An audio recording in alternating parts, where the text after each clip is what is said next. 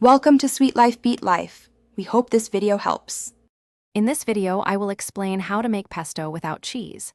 To achieve a delicious, dairy-free pesto, we'll focus on building rich flavors from other ingredients. The key is to replace the umami and creaminess that cheese typically provides. We'll use nutritional yeast for a cheesy taste and toasted nuts for depth, ensuring your pesto is just as satisfying and versatile. For a truly delicious cheese-free pesto, start with fresh basil leaves, about 2 cups packed. You'll also need 2 cloves of garlic for that essential pungent kick. Choose pine nuts or walnuts, about 1/4 cup, toasted lightly to enhance their nutty flavor and add a wonderful richness to your sauce. These core ingredients form the aromatic base.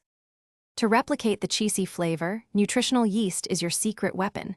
Use about 1/4 cup. Its savory, umami notes are a fantastic substitute. A squeeze of fresh lemon juice, around 1 tablespoon, brightens everything up and adds a pleasant tang. Finally, a good quality extra virgin olive oil, about 1/2 cup, brings it all together smoothly. Making your pesto is simple. Combine the basil, garlic, nuts, nutritional yeast, and lemon juice in a food processor. Pulse until finely chopped.